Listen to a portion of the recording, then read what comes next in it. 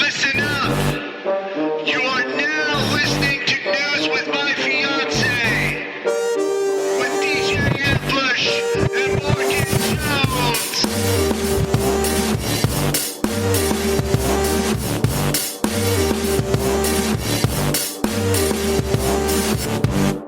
Great morning. Got your shoulders moving today. It did. And then, in my little bop, I was like, oh, I love this remix, man. I love it. I do. Will I ever miss the old one? Probably not. I don't know. But I think we're going to rock with this like the next 2 years. I'm not mad at it. Got to find another remix. Yeah. That's what we'll do. Yeah. Just keep finding remixes. Yeah. Morning, everyone. Not Good bad. morning. Good morning. Good morning. Or a morning. A morning is also acceptable. The morning. If anybody's dealing with the pressure changes, the up and down of this week has been not my favorite. Not my fave. But hopefully you have been less impacted. I like that. Yeah. I like that. I'm getting used to having allergies. Just like... Do you have allergies? I think some allergies have developed, man. Yeah. Unfortunate. Yeah. Seasonal crap. Stuff I didn't have before. Getting all stuffy. Yeah, it's like, what's happening? Yeah. Times are changing. Good morning, Michelle. Michelle said, drop the full remix, fam. What you waiting on? Okay. Michelle, you're making some points. Yeah. You're making some points. Get to it. And it's a good remix. Shout out to DJ Cliff for getting that to me. I love when DJs share. Heck yeah. It really does warm my heart. Heck yeah. So many cutthroat stories of not just DJs, but anybody, in the entertainment industry or honestly, I'm sure it goes far beyond that. But I'll say a lot of DJs, but I feel you. But yes, yeah, just DJs who are like, this is mine, you can't know about it. There's literally a setting. Or listens to, goes and listens to other DJs and then steals their sets and are like, look how great I am. There's literally a setting in Serato to hide the music that you're playing. To hide from who? So a DJ can't look over your shoulder. Oh. And see your tracks. It's called the DJ AM setting. As in DJ AM? As in DJ AM. So I don't know if he requested it. Was he the one stealing, or was he the one getting stolen from? Getting stolen from, I guess. I think he requested it, or they named it like in honor of him because his death was around that time. Yeah. But basically, so traditionally, vinyl DJs, if they had like a dope sample or a dope record or import or something that they had that people locally didn't have, they'll peel the label off. Oh. Yeah, they just you just know I'm going to walk. They would just peel the label off or scratch it out so you couldn't see what it was. So, so with, once we went digital, people doing remixes and doing original edits or just digging, because there still is that aspect of it. There's tons of music out there digitally, and we're still technically digging for it. You do all that work, you find it, you kill on a party. Like, I've seen DJs come right up, screenshot of your, take a picture of your screen with their phone and just walk off. No. Not even be like, hey, what are you playing? Just walk up. Whoop. Mine now. Snap a photo and dip. Yeah. It's real colonizer behavior. Yeah. That's mine's now? That's mine's now. So Yikes. It was a shortcut before, but now it's an actual button feature. Just hit it. And once you load a track to the deck, it's blank. When you're, Wow. Yeah, them's the days. I didn't know you needed stealth mode. I really didn't know. Yeah, man. Back to the song. Michelle said, you can't miss the old mix simply because it had that unresolved anticipation of stopping before the my love. It's true. Sorry for hitting y'all with a note right there. Hey, man. And then, is that Matt? That is Matt. Good morning, Matt. Matt said, that opening song always makes me feel like I'm 3 again, not paying any rent. And let's go back to that. Good morning. You know what, Matt? Take me there. Dancing around the couch? Let's do it. Man. Let's do it. Oh, man. I'm ready. I'm ready to go back to no adult responsibilities. No, that's not true. Yeah, it's true. Do you No, remember that's not true. being small enough that like running across the living room and jumping on the couch was like the funnest thing you could do and not be told stop for a while? I want to say yes. You weren't running. You weren't as a boy thing. Oh no, I was running all over. Yeah, to be clear, I had more fun things I could do though. Than just jump. I just, I don't think I was a jump on the furniture kind of kid. Okay. Yeah, it was great. Run across the room, jump, and then like jump sideways in the air so you just roll onto the couch. Oh yeah. Yeah, you practice. I mean, it sounds great. And I'm not saying I didn't do it. I just don't currently have a memory like that's jumping forward. Gotcha. Like, yeah, remember the time when you would run across the... That was my stuntman training. I see. Yeah. Well, someone had to do it. Yeah. I wonder, did you ever get from your stuntman training a black eye and then go to work like Elon Musk did? There was that one. No. No. Never got my eye blacked. Oh, Elon. I heard it was a black eye given by the person you would least expect to give anyone a black eye. The person you would think got plenty of black eyes growing up, one Stephen Miller. Yeah, so they say. I mean, he said it was his son. That's true. It's a strapping young lad. That 4-year-old. And I'm going to be honest. Anybody who says to the sitting president, "You're not the president, get the F out of here."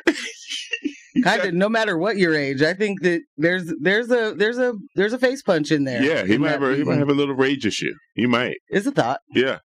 So maybe he did wind it up like Popeye and wallop his dad in the eye. He may have walloped. Yeah. I don't actually think that little fist could have done that much. But I mean, imagine this, right? He does look like a sort of paper thin man. Elon, like the skin just doesn't have a lot of elasticity to it. Elon carries his son around as a human shield. It is his 17th face. I'm sorry, go on. He carries his son around like a human shield. Indeed. And then once harm is actually done to him, he blames his human shield. That's what a human shield does. Right? You just use it. Okay. Use it for all things. Did someone steal something from here? Probably my son. Check his pocket for all the data.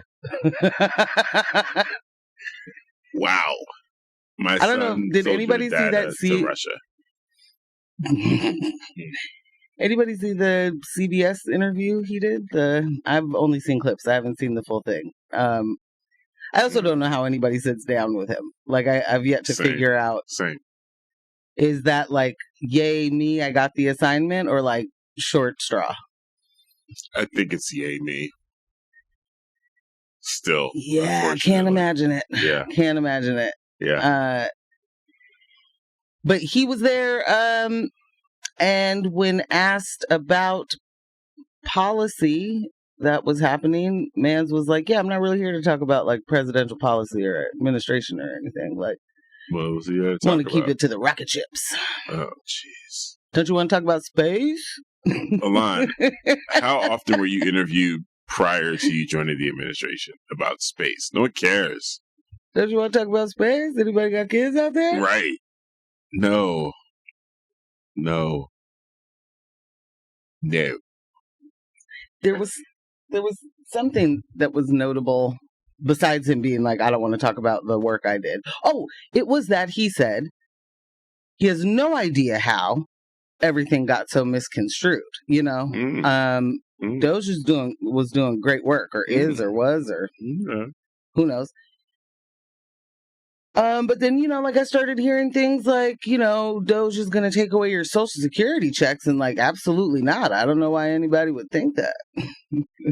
Literally what y'all said y'all was going. Never going to happen.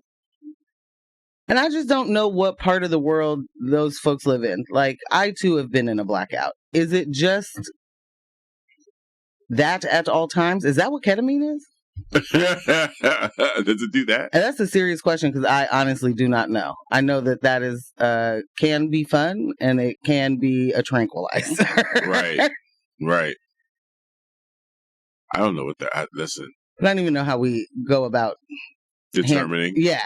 Well, I'm gonna probably not find out. You don't need to roll that dice. I think I don't. I agree with you. I don't think you do either. I would prefer that you didn't. Oh, so are you saying you'll do it? No. Oh. I'm saying neither of us need to. Oh, okay. I mean, I guess. No, there's no guess. We're okay. Oh. Yeah. No research. Speaking No for research me, purposes. okay. I'm not sure how I feel about that. Now I think I got to do it, guys. Oh my god! Oh my god! Decisions being made for me. I don't know. You know, man, going to be telling me whether I'm going to ketamine or not. Whether I can or can't ketamine.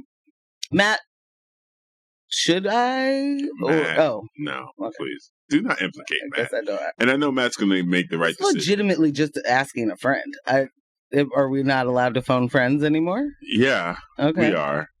We are. Okay, cool. So then I'd say we're back to don't involve everything Matt, being fine. one of our fiancés, in this foolhardy pursuit to justify your use of ketamine. I really don't like the way you said that. That sounds like if my mom just tuned in. My dad's eyes have fallen out of his face, and my mom is like, "She said what? Well, what does he mean she's doing ketamine?" Nick, Morgan is on the radio trying to justify her use of ketamine. And I text like, "You're right, Mom. I don't need that business. Mom, I really tune in right now. It's unbelievable what your daughter is doing." But not yes, me. Michelle. Michelle said, "Not the K-hole investigative reporting." We're just trying to do our journalistic duties over here, and Ambush is stopping our pursuits yet again. Oh, is that what I'm doing? Yet again? Yet again. Foiled again. Oh, my goodness. I'm just trying to heal, you know? Oh, okay. Okay. Oh, my gosh. I don't know which way we want to go. I guess we should say what we're going to talk about today. I think we should. We've been active. It's been active this week. First off, shout out to Joy Elise. Shout out to Joy Elise. The clips from that episode, I said last Thursday, this Monday. It feels like it was a week ago, but also not. The clips from Monday's episode going viral, gangbusters all over the place.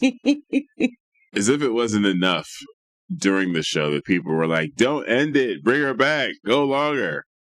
In one of the clips, Faith is like, "Yes, again, Joy, bring her back. Now. More joy. More joy." It's awesome. It's great. Very show. Cool. Great show. It was a wonderful time. Yes. Too. We had a chance to talk some local politics. Yeah. All things Portland. We'll be continuing in that tradition this morning. Yes, we will. The tea has gotten hotter. Piping. I did not think it could get hotter than it already was on Monday. I'm going to tell you this. Neither did a lot of other people. But then Wednesday was like, hey, I got you right over here. Wednesday didn't stop, friends. Fiancés, what were you doing yesterday? Wednesday didn't stop. Wednesday didn't stop. No. Beginning to end. I was late to listening to the student council. Wow. Okay. City council meeting. And we will get into that. Oh, yeah. And that was a spicy little bite. You know? Yeah, that's a way to put it. That was like, okay, definitely some people put their sassy pants on before they went to work this morning. Sassy pants and socks. But yes, yeah. Yes. Sassy pants, business socks. They were ready. They were ready for something. Yeah. So we will talk about the Portland City Council. Hit the remand button. And then the news of interim executive director of Prosper Portland stepping down. Bruh. Prosper is in shambles over there. Bruh. Is what it looks like from here. What do I know? Yeah. Nothing but what I can read in your group chat. Listen, the show said, look, Both your interviews have been must-see TV. Ooh. I love it. And it's true. We are First two of for all, two. thank you. And second of all, please never say that. Must-see That now TV? too much pressure and the next one's going to flop or I'm going to like start crying in it or something. Because Well, if you cry in it, it won't flop. oh, boy. So let's just put that on the docket. Yeah, okay. Yeah. Torture Morgan? Well, you say it like that. Well, don't like to cry. Do it too often to not like it. But... So that's what we're covering this morning. Oh, wait, we didn't finish. Oh, we didn't? What else? No, so this is what happens when you don't listen. All right. Those are our local stories. Prosper Portland. Yes. Portland City Council. Correct. And the Portland Children's Levy. And then in national news, of all things, oh my gosh, Job Corps got canceled. Come on, man. Come on. Job Corps. How you shutting down Job Corps? Well, there's nothing like making more people homeless. Right. That is a really fun thing to do for different administrations. You know, it kind of across party lines. Right. We're totally fine making the youth not have a place to live or a skill that they're learning or yeah, it's like, can we get our homeless numbers up? How could we maybe do that but still pretend like we're paying people? Oh, yeah. Defund Job Corps. All right, cool, great. Cool. And one of the videos we were watching, it said Job Corps operated in a $140 million deficit last fiscal year. And I sat there on the couch and I said to myself, that's it? For a national program, you were in a deficit of 140 million. That is peanuts for a national program. Now, an ambush of 7 years ago would have been like 140 million is a lot of money. It's not. I mean, depending on the program. Sure, 140 million is a lot of money for as many agencies as there are for that particular program. Like, I could imagine, and I won't really get too much into the story, but like an annual budget for a program that does less than that, far less than that, would be like $1 million, right? For so many programs we actually know. Yeah. Yeah. And this thing is federally funded where there's like 2 or 3 of them in each state. Right. And I'm like, yeah. I mean, I hear you. Mm-hmm. That peanuts in comparison, and certainly in, like the just money we throw at, say, the military or something. Bruh. Money we've thrown out the window to other things. Yeah. Tap NASA, tap Elon. There's certain stuff that's not supposed to make money. The government is not a business. They have sold us, time and time again on you got to get a businessman in there. Do the business. To do business where business doesn't belong, because that's where it gets real good, is when you do business where it doesn't belong. That's when it gets great. And then you make America great again. Well. One more time. Before we get into that, there is a thing that I think we should just chat about. All right. The Portland Police Bureau is trying to enact a new policy. Great. Can I say no now? You can say no at any time and it's not going to matter. Gotcha. No, that's not true. Typical police action. I take that back. All right. If enough people say no, there might be something.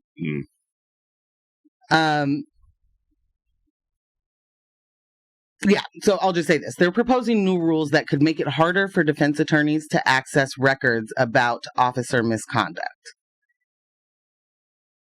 And if you're curious, this in particular traces back to a protest case that didn't go their way. And I just have to say, I say it often. I'm going to keep saying it. 2020 broke so many people's brains. The combination of COVID and the uprisings and national protests against police brutality. It broke a lot of brains. Yeah. And a lot of people are a little warped at this point on what police do and what their presence means and what Law and Order is, and not the TV show, but they're probably confused about that too.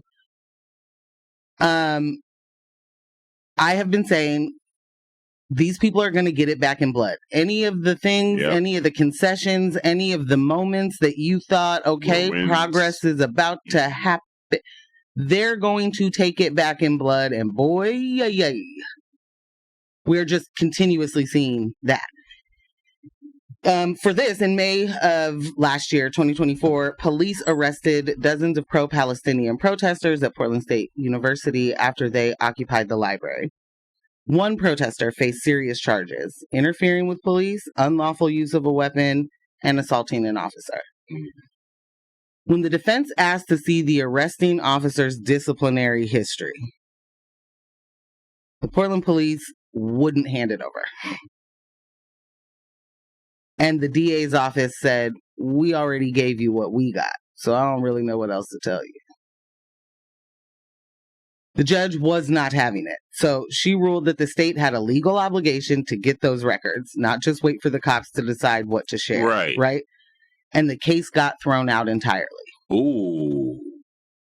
Now the police bureau wants to change the rules, making it so misconduct allegations only have to be shared if the bureau decides that they're credible. What? That the allegations are credible. No. And if this passes, someone get in the position to reverse it. We're not doing this. We're not doing this.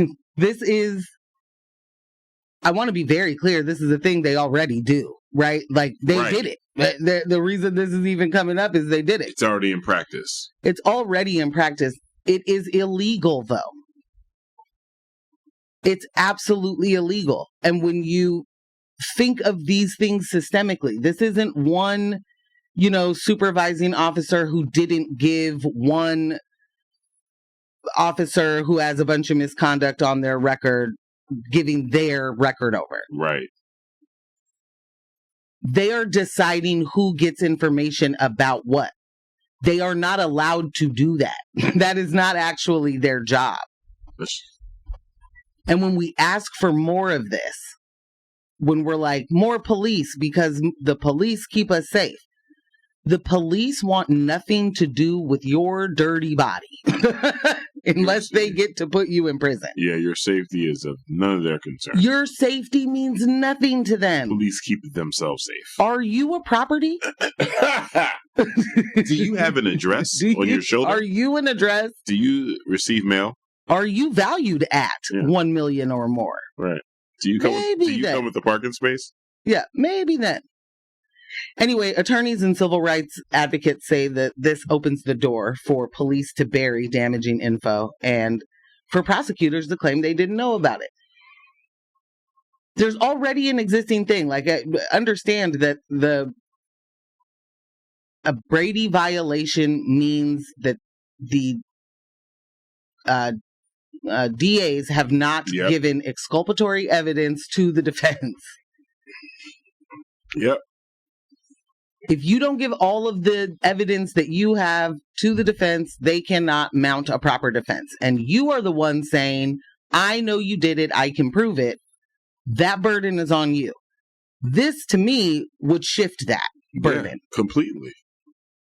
That's nasty. We know that the police are not good at policing themselves. We have nothing but time, all of the time, that they have been bureaus and departments and, leave them in charge of them and you're going to get mayhem, period. And it just keeps happening. If you let them police themselves, and we know that there's a lot of different levels of corruption. If your boss is doing bigger corruption than you, your boss probably doesn't care about the little couple of bucks you taken from, you know, asset forfeiture or whatever. The till. Right. But it certainly undermines a fair trial. It gives prosecutors an out to say, oh, well, I didn't know we didn't get all the evidence. I had no idea this officer was a bad apple. But it's just that officer. And is he really bad? Or was this, you know, a moment of a bad decision? Would a defendant get to police themselves? You know, like right.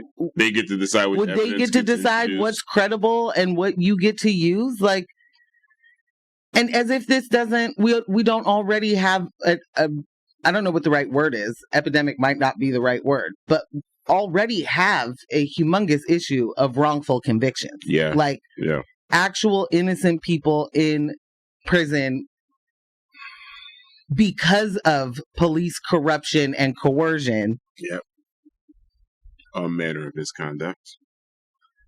And if your officer is known to be of that corrupt ilk or has a bunch of allegations, is that the person who's supposed to be the trusted officer coming to court to do the testifying to, you know what I'm saying? The thing for me with these officers with these records, right? It's not like any other job where, okay, Morgan, you were supposed to put these things into the walk-in freezer before the end of your shift. Yeah. And we've talked about this several times. I keep forgetting. And now I gotta write you up for it. Unfortunate. Yeah. And then, you know, hey, maybe it happens a second time, and I gotta write you up again. And now this is all on your employee file. The things that the cops are getting in their employee file, these aren't oopsies. They're rape allegations. Yeah. By the time it makes it to their file, there is a history of theft, sexual misconduct, violence. It's not like you're ripping people out of cars. Yeah, it's not like you got caught stealing a pack of printer paper. Right. And it's like HR wants to have it. That's not what's happening here. Yeah. And it sure as heck ain't drinking on the job, because what cops get written up for that? I think mostly not. Yeah. Yeah. They be doing the heinous. And now it's like, well. And sometimes the especially heinous. Yeah. And now it's like, well, hey, you know, maybe you'll need to know that about our guys. Maybe that's not relevant. Yeah, you don't get to decide. You don't get to decide what's relevant to a case. Y'all can barely figure out the laws that you're trying to execute. Bruh. It's hard to figure it out in real time while you're remixing it. And I get it. Like when you're like, actually, I want this law to fit this right now. So I am going to detain you. I am going to arrest you for something that's not arrestable. Right.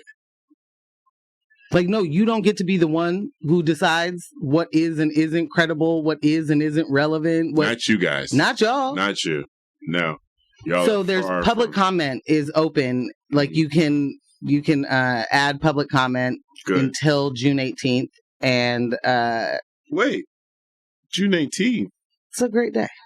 It's a great day. It's Morgan's birthday. June 18th. Mark it on your calendars. Mark it on your calendar. All right. Yeah, this is bad. It's terrible. That's one of those things that'll slip through the cracks if you're not paying attention, y'all. Definitely that. You're listening to X-Ray FM at KXRY Portland at 91.1 and 107.1 FM, and in Nehalem, Wheeler, Manzanita, and Rockaway Beach at 91.7 FM, streaming online everywhere at xray.fm. Yeah, this is that's troublesome. This is troublesome. Yeah. Especially as the national ramp up of authoritarianism just keeps it popping. It's times new travel ban. It's times like these when knowing who is and isn't on your side is very important. True. You want to make sure you're aligned with comrades that have your back. And yeah, I want to introduce a new segment. Comrades in Action. Okay. Yeah. Comrades in Action. Comrades in Action. I love it already. You know, If you, listeners, fiancés, you have a comrade you want to nominate, let us know. Shoot us a text, or you can call our hotline, which is also listed in our Instagram profile. I wish I could remember the number offhand, but I do not. But if you had a comrade that you want to nominate, let us know. Comrades in action. So for the first segment, I was going to say, do you have a comrade? Okay. I do. So it's an unlikely hero. We cut on TV last night. Getting ready to, tuck it in and find something to just throw on the TV to go to sleep. I just remembered who your comrade is. And I look on the screen and I see The Accountant 2 is now available on Prime. Which we didn't get to a theater to see. We didn't get a chance to see it in the theaters. Yeah. But I feel like somewhere it's still in the theaters because it came out loud, it just came out. Yeah, it came out yesterday. But The Accountant 2. When did it come out? Right there, available for us for free. No. And I said, babe, look at the work. Look at the meaningful work Jeff Bezos is doing for us right now. Oh, my word. So for my first episode of Comrades in Action, I want to nominate Jeff Bezos for giving us The Accountant 2 available in my home. Not for purchase, not for rent, for my viewing pleasures. For my own eyes. Help! I even started it just to make sure it was real. A couple of commercials, and then my feature presentation was waiting. And that's what I'm talking about, guys. People trying to tell you, don't be distracted. Sometimes you need to unplug. And if you have a comrade that can provide for you in those tender moments, that's a comrade in action. All right. Looks like we got some text. Yeah, we did. I think that's AJ. It is AJ. AJ said, Comrade in Action sounds amazing. I nominate me. Oh, wait a minute.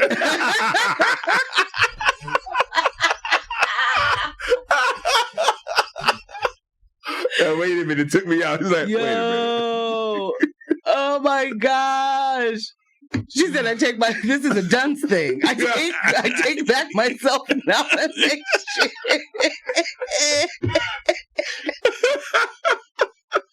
Oh, my head is going to pop off today. AJ. Never a dunce thing. I am the weekend. Okay. I have a follow-up. One must say to your comrade in action. Okay. Brooke is gonna literally be like, I don't listen to y'all no more. So Ambush was super hyped to see The Accountant 2 for free, and I am putting that in big air quotes because I'm not gonna. You're not gonna get me. I don't have Xfinity cable. I am not buying a movie on demand. Like, you're not going to get me. Right. This is a streaming service that gets paid for every month. Nothing happening there is free. It's already paid. Guys, the way she flipped on me last night, she was like, it's not free. We already paid for this. And I was like, well. But they're not asking for extras. Right, they're not paying more. Huh? That is not a comrade in action. I'm not doing it. But I do want this segment. I do want to see where the creativity goes, How is he going to tell us that Bruce Wayne really is doing the work for the people? I don't think I have to. I think the work do. The work speaks for itself. It doesn't. It doesn't. The work speaks volumes that he creates crime. The work hoarding the resources, creating all of the scenarios for the crime, spending all of the money he's hoarded on gadgets and mobiles. I know what's missing here. No. You guys need an audit, and I'm going to do that. I'm going to audit Wayne Enterprises and come back with the results. Because there's a lot of misinformation and in some cases, disinformation about, what's happening, what we're funding, what we aren't funding, There's a lot of... So I'll order an audit and I'll come back to you with some results. It sounds like you're policing yourself. I don't like it. You ordering the audit of you, billionaire on billionaire audit? Yeah. Sounds like Doge. No, thank you. Wow. See, you try to give the people what they want and they turn it down. Maybe they don't. Wow. I mean, try to comply, Try as you may.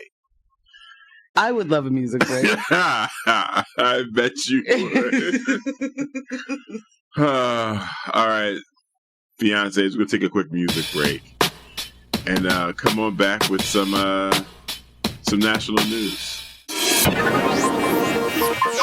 And we are back. Welcome back to News My Fiancé with Morgan Jones and DJ Ambush.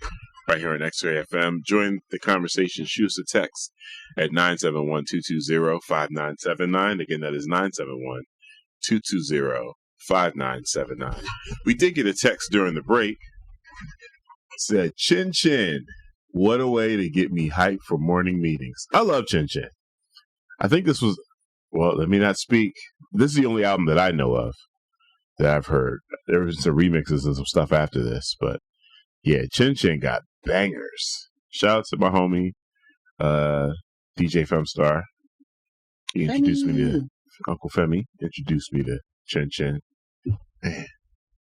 Going back to the early days, Michelle. Going back to the early playlists. Mm-hmm. Stuff we added. Man, it says we added this to the playlist in 2022. Wow. Yeah, there's stuff in here that we added in 2021 too. So we've been at it. Truth. Yeah. So, I'm going to jump right into it. I don't know if you guys have heard this, heard anything about this, but Job Corps, the Trump administration said they're putting a pause on Job Corps.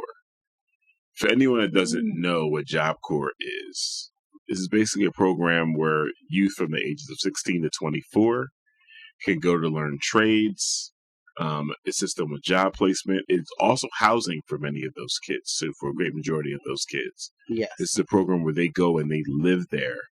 They are supervised, and they are getting training. Some situations, they are sent to Job Corps. Other situations, children choose Job Corps as another alternative to traditional school and home life. Some of these youth are at risk. Whether it's financial situations or physical harm at home. They just want to go and focus and, start a life for themselves. So Job Corps has been around for like 50 years. Very, very, very important program. A program that now the Trump administration has decided we're going to put on pause because we're not getting the return on our investment. Taxpayers aren't getting the return on their investment. Why are we the way we are? Oh, capitalism. Are you going to jump into this? Or yeah, absolutely disgusting work. Did you want to jump into it? No. Okay. I was just asking because I didn't want to. So this is happening. Job Corps centers are being shut down everywhere, every single state. They were told initially they had till June 30th. But then they were recently told on the 2nd, hey, let's get it done immediately. Let's just wrap it up. So the tongue point... That is so wild. I'm sorry. Hey guys, never mind. Never mind. Just do it now. Shut it down. Close it up.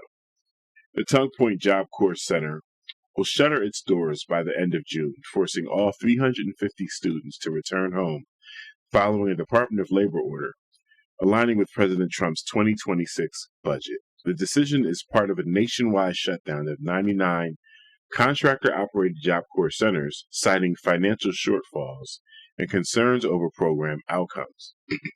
Job Corps, a longstanding federal program, provides young adults with tuition-free training in skilled trade certifications, military preparation, and educational support.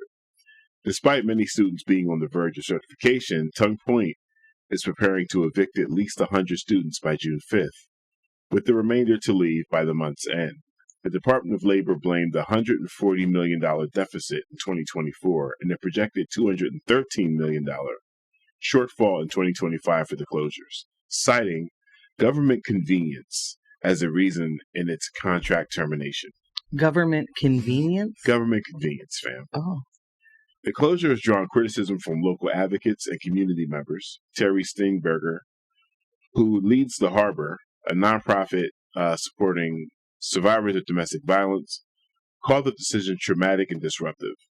Just to pick up and leave is so hard on anybody. It causes enormous amount of trauma, Steenbergen said. She has since launched efforts to collect duffel bags, hygiene items, and snacks for the displaced students. Tongue Point director Mac McGoldrick expressed frustration and determination, noting the contradiction between the administration's stated support for workforce development and the elimination of one of the country's key trade training programs. This administration speaks a great deal about developing the American workforce, and that's what Job Corps does, McGoldrick said. I'm not going to give up until I have to. The Department of Labor said it will work with state and local partners to transition students to other services. In announcing the closure, Secretary of Labor Lori Chavez de Remmer cited not only budget concerns, but a wave of serious incidents reported within Job Corps programs. A recent transparency report detailed 12,900 incidents in 2023, including violent behavior and sexual misconduct, contributing to the decision to restructure the program. I'll leave that for 1 second. Still, the abrupt closure has sparked concern that the federal government is abandoning a generation of students seeking pathways to stable employment. While federal officials say the program is being reevaluated, local leaders worry the damage may already be done. Job Corps was created to build a pathway to a better life, Chavez de Remmer said, but the program is no longer achieving the outcomes students deserve. So we were able to catch a session that, what's her position? Lori de Remmer? Labor Secretary? Labor Secretary. Excuse me, sorry about that. Do you need some water? I might. Oh, man. Look how helpful I am. In a pinch, right after it. There we go. There we go. Deremer, I think is how you Okay. pronounce that. I'm not sure, and Redeemer, I I don't know. I don't actually care. Nor do I. They were going over the numbers from this transparency report.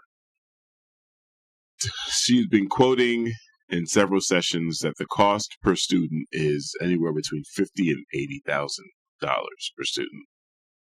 And someone who went over... Seems like a nice actual amount of money to be able to support a person through. It does. Even at that inflated School, number. Education. Yeah. Even at the inflated number, it's better than, what it costs to house someone and incarcerate them, Literally. Yeah. So the return on investment here seems okay. I'm gonna be quiet. There were a couple of things that this legislator, can't remember the gentleman's name, had highlighted. So she was saying that the cost between $50,000 and $80,000 per student, and the graduation rate was like 38%. And he noted that these numbers were based on pandemic numbers, when enrollment obviously would be super low. Since that time, enrollment has more than doubled, which would drastically change the amount of money spent per student.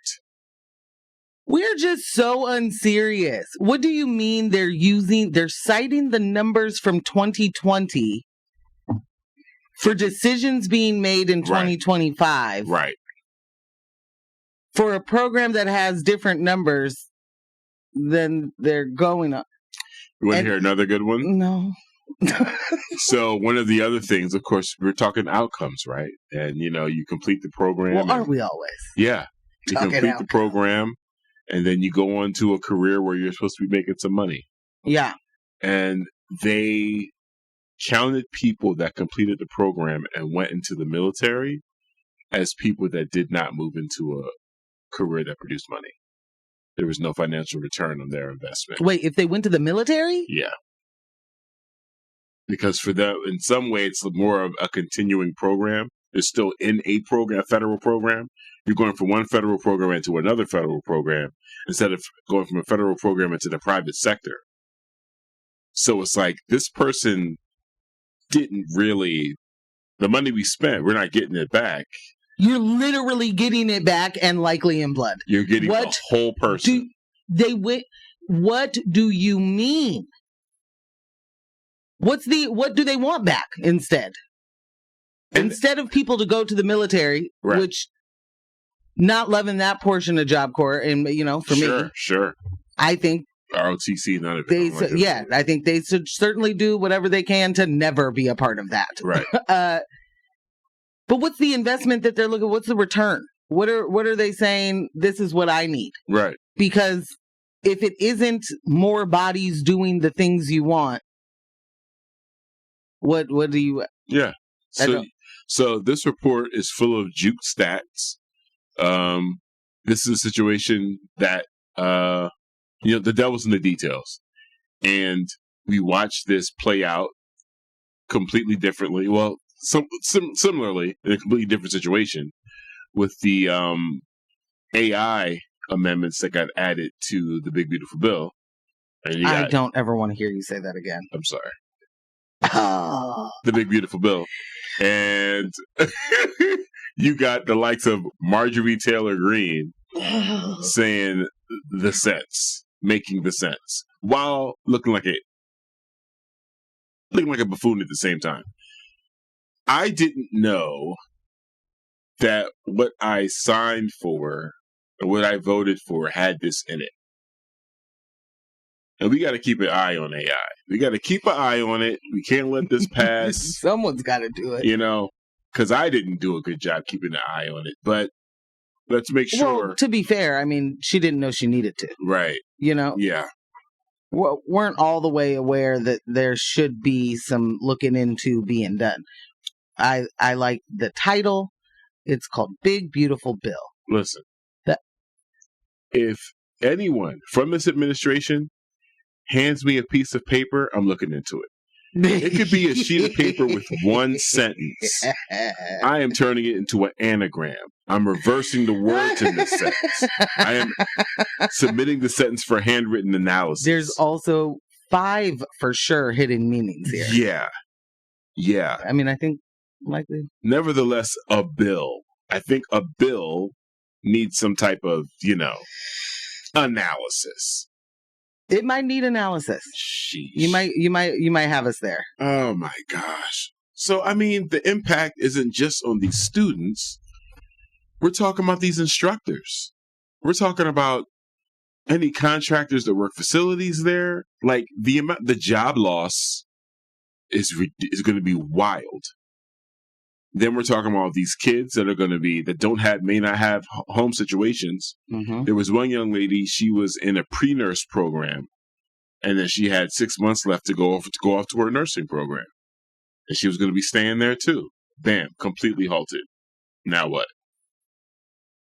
Possibly working in a Waffle House, and she doesn't have the training to admit the first aid and medical assistance. You need to when you work at Waffle House? Yeah. Depending on where you're at. Depending on the shift, you might be fighting. Man, you need a Waffle House up there. Do we? I mean, we have a hot cake house, but we need a Waffle House. You know what we don't need? What? More of Dan Ryan. Oh! AJ, she got right into it. Age. Right into it. I got some big problems with a few things, and one of them is, and I meant all of them are Dan Ryan. Okay, real quick, I want to get this one last thing in. Okay. I do believe this pause is about privatization. This job. Oh, I'm sorry. Job Corps. I do believe that Job Corps pause, air quotes, is about privatization. That's it. I think you're likely right. Yeah. BlackRock, Halliburton, someone's training someone to come in, revamp this whole thing, and get mega bucks. Oh, $80,000 per student? It's now $200,000 per student. You've also, and then who's paying that? The state. The federal government's still paying it. Just paying it to the people they want to pay it to. Paying it to the homies. So us. I'd like a music break, actually. What? Yeah. Yeah. Okay. Yeah. No, I think we can hop into what did AJ say? Oh, bunch of laughing faces since you jumped right into it. Well, because Well, now I'm a little stymied, so I'm trying to get myself back together. Apologies. My bad, babes. I mean to stymie you. Well, so I was watching the Portland City Council meeting yesterday. Mm-hmm. Shout out to, our city for throwing that on their YouTube channel so that we can all be a part of it. I subscribed. Very nice. Mm-hmm. I was late, as I usually am to a live. So I had to rewind a bit so that I could catch it all, because I wanted to catch all of the Portland Children's Levy discussion. And man, let me tell you this.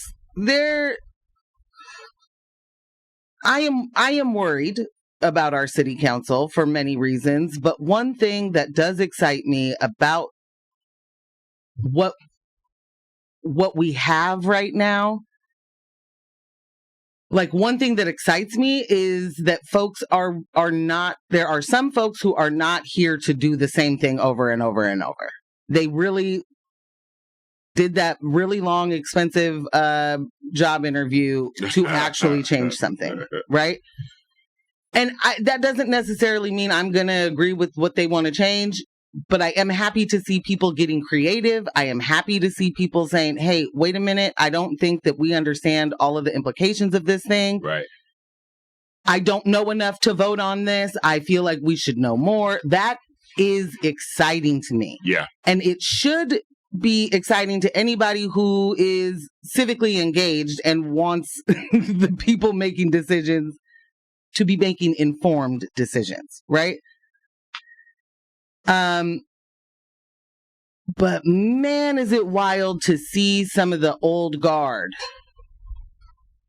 not just be that as their job, I guess. Yeah. But just how awful the talking points are, how ill-informed, how pompous, how arrogant a person can be in not knowing enough. Or, I am recognizing that I give a lot of people too much credit, and I don't think that your first instinct is to harm, and that's wrong for a lot of people that I have given that benefit of the doubt to. Oh yeah, there are a lot of these people that I think if you viewed them as participants of a giving circle, then you'd have a better, idea of what they're capable of. Right. Like, it breaks my brain. Yeah. I struggle with it. Okay, let me give you just a little quick background and then. So, yesterday, City Council voted to remand nearly $71 million in Portland Children's Levy funding back to the allocation committee for further review. I think it's not even just back to the allocation committee. It is what I took from the discussion is that they are trying to now figure out this is a process issue, and we have to figure out not just what part of the process is flawed, but we can't just keep doing the process. Yeah. So this does impact any of the people that were already planning to get funding, and a delay in funding can be incredibly hard for any organization. Yeah. The grants were set to begin July 1st and fund services for the next 3 years and would have gone to 95 organizations offering programs in early childhood education. Is it 95, right? After school support, child abuse prevention, youth mentoring, foster care, and food access. A motion was introduced to remand the funding recommendations, and the motion passed 7-5. And the decision sends the recommendations back to the committee that originally evaluated those applications and made funding decisions. Mm-hmm. So it delays the final approval of grants and may impact that timeline of distributing those funds. And they basically are figuring out, this is now let's figure out how we actually do this a way that is equitable, that is working. I learned a lot in listening to that yesterday. And one of the things I learned is I think words mean certain things, and then people use those words in a way that doesn't make sense to me. And I'm mad confused because Dan Ryan multiple times said something to the effect of, this is the giving we do. Oh boy. This is the giving we do? We who?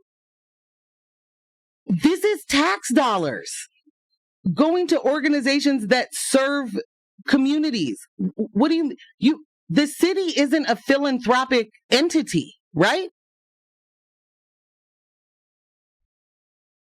Like, I need someone to help me am I misinterpreting this? Should I not be annoyed? Should I not be worried that a sitting city councilor is treating our tax dollars as philanthropic like ventures? Yeah. No, you should be. AJ gave an update. She said they're extending last year's grant awardees, so funds will still go out this year. Okay.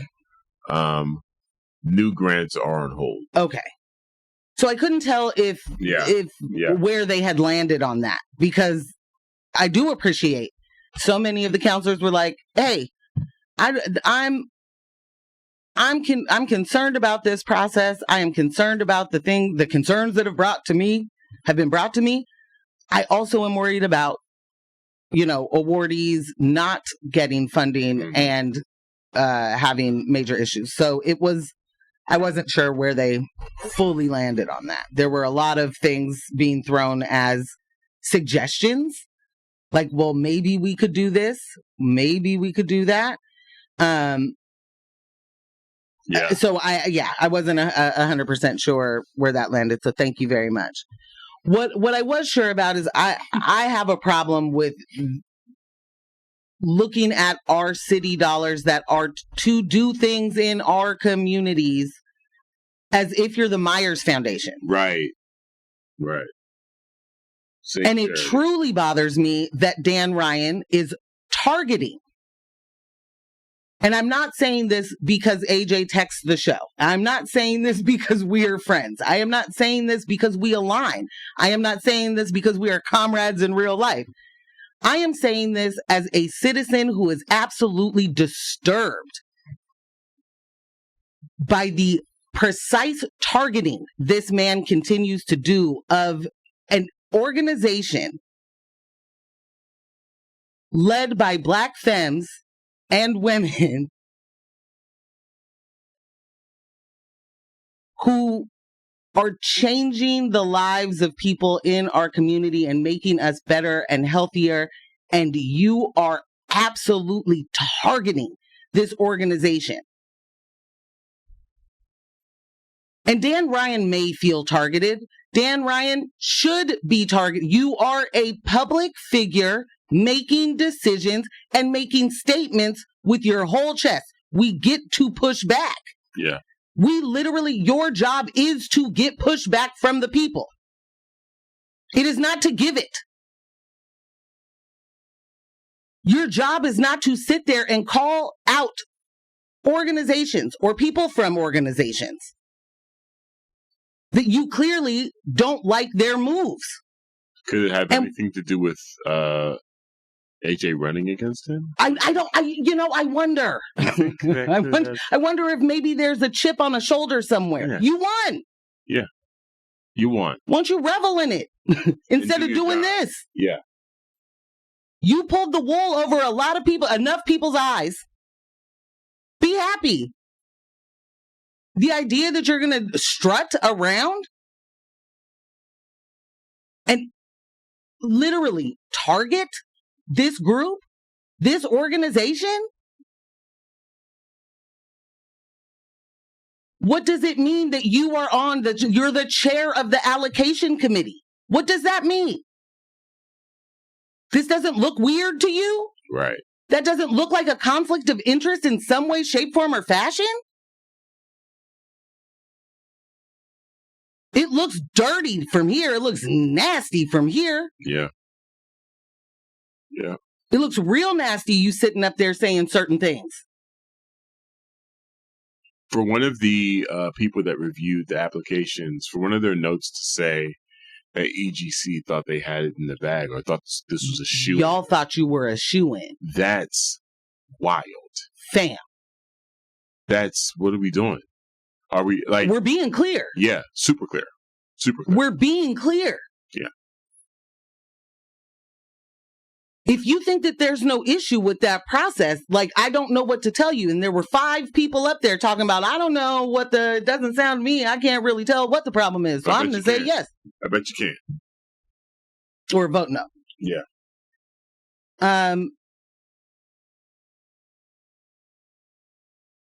He also said something to the effect of, I'm the only one up here who fundraised for the Portland Children's Levy.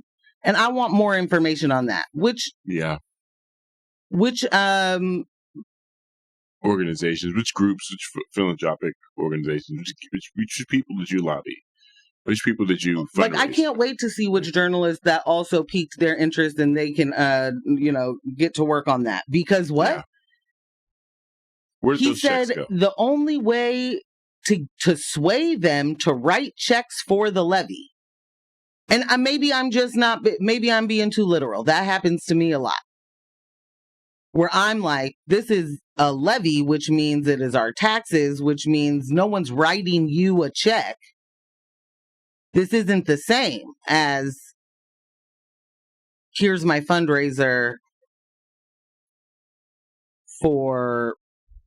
Yeah, is there a donation portal for the levy? Is this what he's talking about?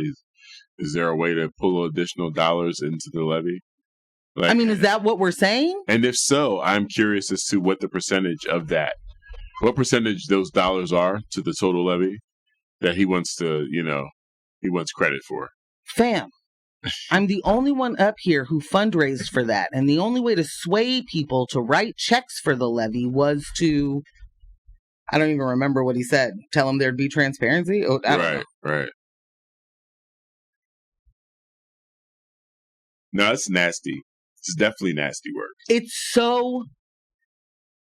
It's dastardly, right? Like, and it gives me major pause. I am going to continue to have an issue with people who are with presented new information, maybe better information than they previously had, have the inability to change their mind. Maybe you thought a thing. Maybe you believed that thing. Maybe, your top aide told you this stuff. And so that's just what you thought. When presented with alternative information, and I don't mean like an alternative fact or you know what I'm saying? But I mean, presented with information that is contrary to what you are believe. The inability to take that information in objectively and then do something with it is always going to be a problem for someone who's supposed to be a leader or decision maker. I am not asking you to be wishy-washy or flip-floppy or any of those things. I'm asking you to use your brain in the way it is intended.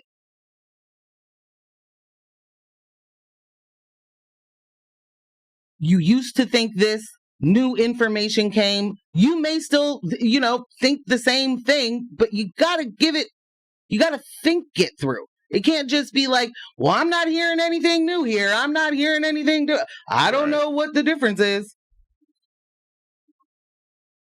I know I didn't hear anybody talk about actual scores for places or where, organizations ranked, except for Equitable Giving Circle and Self-Enhancement Inc. Those are the only two that I heard where they're talking about their actual placement in the scoring list. That's gross. I don't know how he gets to be up there doing very egregiously disrespectful, racist, classist things. Yeah. Doesn't get called on it. And then we're just supposed to what? He's going to still be a part of this process in that way? He's hostile. Yeah. There's a problem with that. And he's certainly hostile when someone disagrees with him. I am worried for his colleagues. Yeah. He doesn't want to do this job. He wants to do the old job. He wants to do the job that he used to do. And we are in a new form of government. He doesn't want to do this new thing. Which is what I'm still confused on why he ran. Right. I'm still very confused on that. Still addicted to the power, I guess. Addicted to the power, and I'm never going to get over how quickly a white man with glasses pulls the wool over Portland's eyes. He's not Arthur, you guys. Whatever the brand is. Like, first openly gay or first timber baron. It doesn't really matter. First sexual predator, so it doesn't matter. Right. Still going for it. Still falling for it. Hasn't ever said anything or done anything great. And is antagonistic to the community he swears to serve. Be for real for once. Yeah, switch districts, bro. You hate it here. You do not like District 2. Be for real. I will say, though, shout out to the rest of the council. And here's the situation, because this is tricky. It isn't like it's just an immediate, like everybody's, jumping up and down.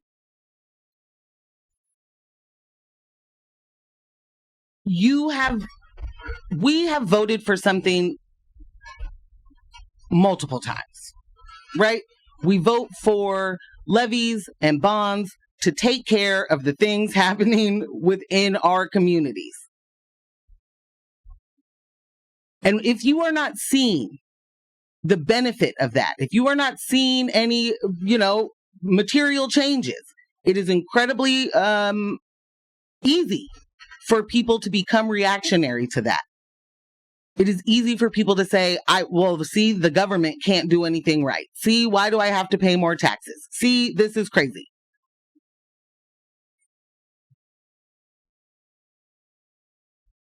And I hear the frustration. I'm frustrated too.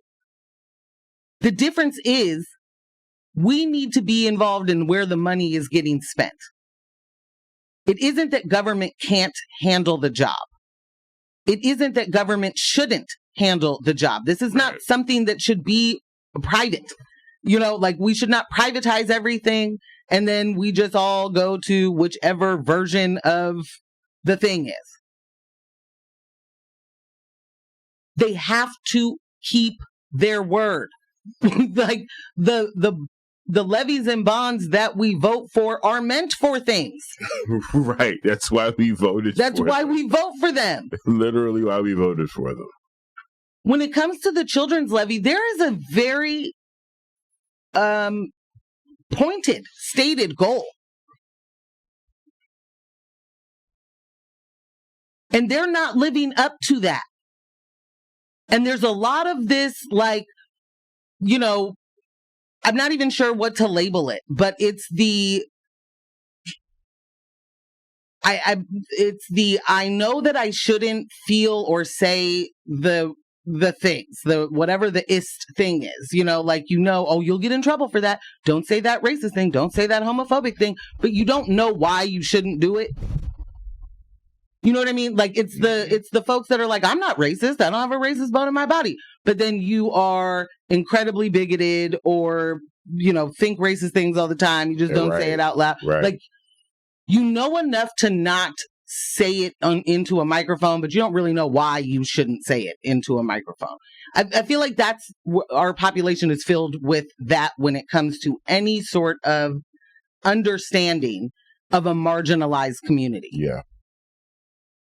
So it's just this fluffy stuff. Like, well, we're going to ask you if you're a Black-led organization. No, we're not going to ask you that because we shouldn't ask that. But maybe we should ask that. Right. No, but we should do it blind. Now we're not going to ask that. So you just tell us who you serve. It absolutely matters who's being served and who's doing the serving. Yeah. I definitely take that into account when I participate in grant review panels for organizations, arts organizations. And there's different boxes, you know, a lot of these organizations are checking off and saying we serve, you know, demographic target demos, you know, underprivileged, underserved communities, marginalized communities, and they're checking all the boxes. Yeah. And the first thing I do is go to their website. I go to their website. What does leadership look like? What does staff look like? What do your board members look like? What do the photos from your events look like? Oh, this looks like the exact opposite of what you say you do. I'd much rather you not say it. I'd much rather you not check that box and let me just grade you on the work that you're actually doing instead of pretending to do something in order to seek funding for organizations that are actually doing those things. I mean, all of that. Yeah. Plus the fact that do we not understand that when you are performing these things and not actual, like you're just doing a performative measure on a grant or hiring Black and brown faces for your board, just because they're that, not because they're of value to your organization, or that they are aligned in any way, like it's, or that they even have an equity agenda. Yeah.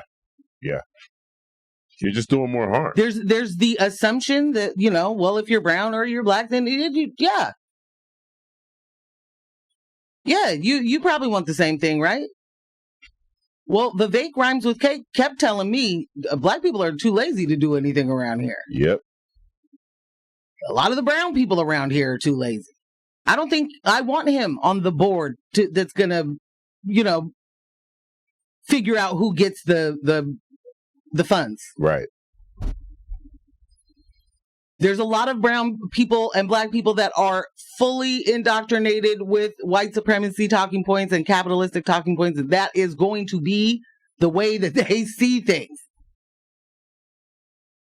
You as an organization do not get to be like, this is our intended goal to help marginalized communities, Black and brown children, and then be like, I mean, we know that they'll struggle with, you know, these organizations that aren't culturally specific. We know they'll struggle, but you got to let them fly, right? That was one of the more alarming things to come out of this whole conversation. For real. The fact that they said on the record, you know, in reviewing these applications, that the ones that we're going to move forward with, we understand that they're going to have some challenges serving the culturally specific, communities, which is the point of the levy. So you're already just in that statement alone, you're saying, I understand what the assignment is, and it's okay for me that I give the assignment to someone who isn't qualified. And that's okay with me. And what are you gonna do? Hey, there's gonna be some challenges, but we're gonna move these dollars forward. What? If that is an okay place for you to land, you should not be in any part of the decision making. None. Because that is not the objective of this levy, to get it to organizations that cannot do what they're supposed to do. I mean, they're going to have challenges doing what they're supposed to do when there are organizations that do it amazingly. They're tapped in. They are part of the communities they serve. It's wild for the night. It's honestly just so confusing that it is still happening. Yeah. So prevalent. Like, it's really it's mind blowing. Boggles the mind. And we better hurry up and get to this Prosper story because there's some bottling of the mind in there too. Yeah. I had a music break queued up. We don't have time. Are you sure? You want to just... Okay. All right. Do that. Okay. All right. Jump into a music break. Real quick one. Listen, man. The buttery vocals that are Michael McDonald. Just... Come on, man. Harmony. Oh. And he was everywhere. He was in the back of everybody. Every session. Fam was there. Okay, jumping right in. Right. The drama. DJ Drama. That's what I'm calling Prosper Portland from now on. Prosper Portland leader to step down amid budget clash and political tensions. Prosper Portland interim executive director Shay I'm sorry, I'm not going to be able to pronounce this last name because I don't know how. Yeah, sorry. Flaherty Benton. Thank you. Flaherty Benton. Or boom. Okay. I'm calling him Shay from here on out. Shay. Will resign Friday following pressure to either step down or leave the city's economic development agency entirely. The move comes amid ongoing tensions over proposed budget cuts and political scrutiny of the agency's leadership and role. Shay confirmed the directive in a statement Wednesday, saying the directive has come from me to step aside from my role as interim executive director and return to a role focusing on economic development, or to step away from Prosper Portland completely. Ultimately, he and the agency's board agreed he would leave altogether, with his final day set for June 13th. According to city spokesperson Cody Bowman, Mayor Keith Wilson requested that Shay step aside as interim director, but remain at the agency in a lesser capacity. Prosper Board Chair Gustavo Cruz said he relayed the message, but emphasized he personally wanted Shay to stay. Quote, "I didn't try to push him out at all," Cruz said. "In fact, quite the opposite." Tensions flared last month when Shay openly opposed a proposal by councilors Jamie Dunphy and Mitch Green to slash $11 million from Prosper's upcoming budget. I don't love that framing. In a pointed email, he urged supporters to lobby against the amendment, a rare and direct challenge from an agency leader to sitting city council members. The amendment ultimately failed, but the political fallout appears to have contributed to Shay's departure. Lisa Abouf, I'm also sorry if I'm sure I'm saying that wrong, Prosper's current interim deputy executive director. Well, that's not right. She's stepping in. Right. All Currently, the director of development and investment is being nominated to step into as the interim. I just read it wrong. That's all I'm saying. To step into the interim leadership role pending the board approval. She's very well respected in the community, Cruz said. City officials added that a permanent executive director has accepted an offer and is expected to start later this summer. Okay. That's news to me. The leadership shakeup highlights growing friction between Prosper Portland and some of Portland's newly elected officials who have questioned the agency's semi-independent status and its management of city-funded economic development work. Unlike most bureaus, Prosper is overseen by a mayor-appointed board, prompting some council members to call for bringing the agency under direct council control. Now, Morgan, I feel like that warmed things up. What happened yesterday? You said Wednesday was a wild, wild day. Wednesday was the Wednesday. It just wouldn't stop Wednesday. Yeah. What happened yesterday? Well, yesterday was the announcement that Shay was stepping down. Right. Right? But in that story, I also learned that Willamette Week got their hands on a group chat. The heck Seth of it all. Fam,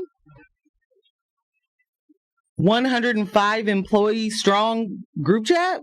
I don't know if this is the Slack, this is the MS Teams, if this is a Google Workspace. I know y'all wasn't doing this on cell phones with phone numbers, were you? Lord have mercy. Fam, they were over here having a watch party, basically, of the city council meetings, just hate watching and telling each other about it in the chat.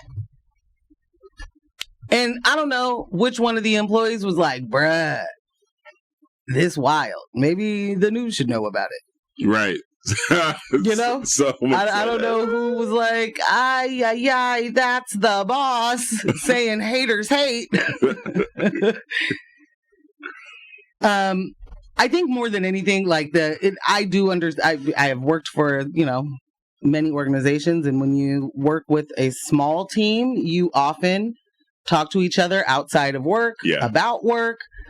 You may commiserate, all the things, but like, I also remember that there'd be like all staff emails. Right.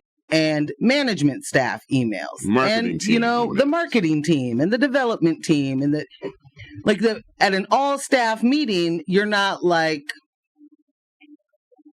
talking to each other like you're all at happy hour and you can't believe that, all weapons against you are prospering. Oh, damn, that's okay. That was good. That's extra. That was fire.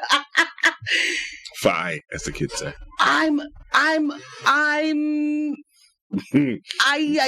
Like, this was one of the moments where you're like, so the top down. Yeah. If Mans is in there shouting, I'm here, I'm delirious, I'm running off of pure adrenaline right now. Haters gonna hate. We the best team in the city. Like, we the best. Fam. You doing all of this? At 1 o'clock? No.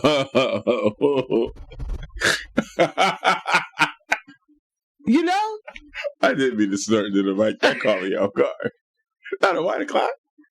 You messing up 1 o'clock, fam. You listen to X-Ray FM at KXRY Portland at 91.1 and 107.1 FM, and in Nehalem, Wheeler, Manzanita, and Rockaway Beach at 91.7 FM. Streaming online everywhere at xray.fm.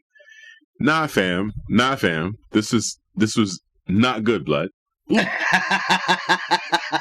No.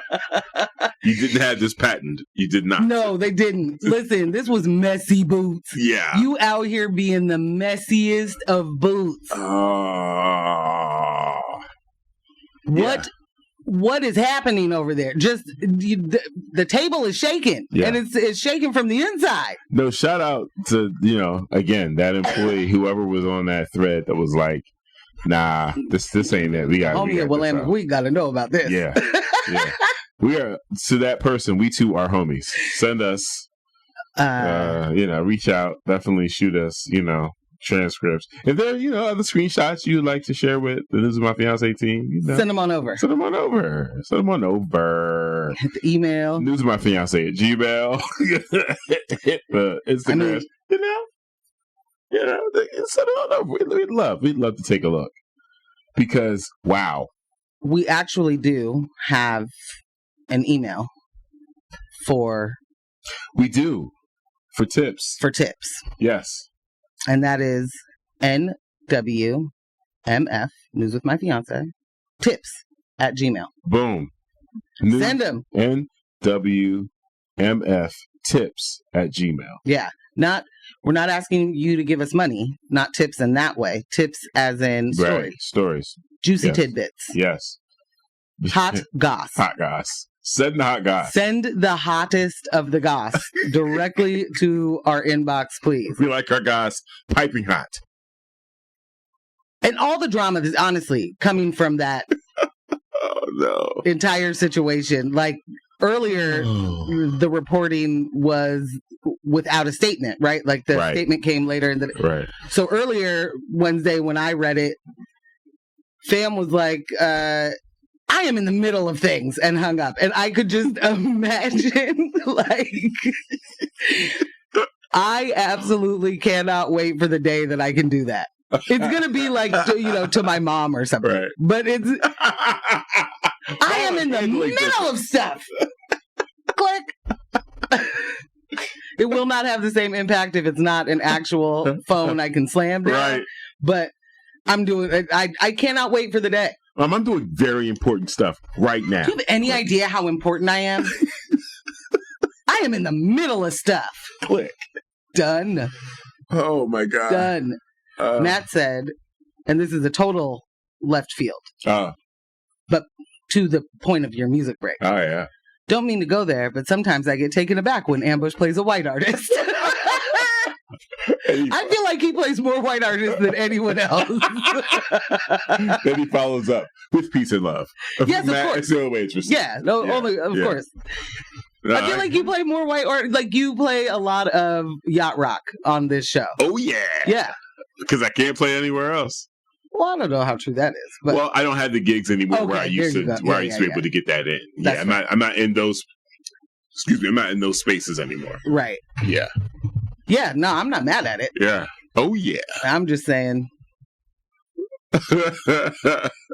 You are it's a lot. you are appreciated, Matt. Thank you for your analyses. We also love it when Ambush does, in fact, ambush anyone with anything. So Yeah. if he's taking you aback, I think that's working. That's part of the ambush. Yeah. It's amazing. Oh, man, we're at 9:06 already. We Sorry, are. y'all. Guys, thank you so much for tuning in for another episode of News My Fiancé. Brought to you by Morgan Jones and DJ Ambush and our illustrious podcast editor, Kyle G. Residual Audio. Had the pleasure of rocking with Kyle all day Saturday. Event to event to event. Quite the gentleman. My twin there. Kyle, make sure all the texts are in the episode. I'm updating the playlist as we speak. And yeah, man, don't let the individual distract you from the systems. Poverty is a policy choice. People over profits. Power to the people. Power to the people. Power to the people. Power to the people. None of us are free until we are all free.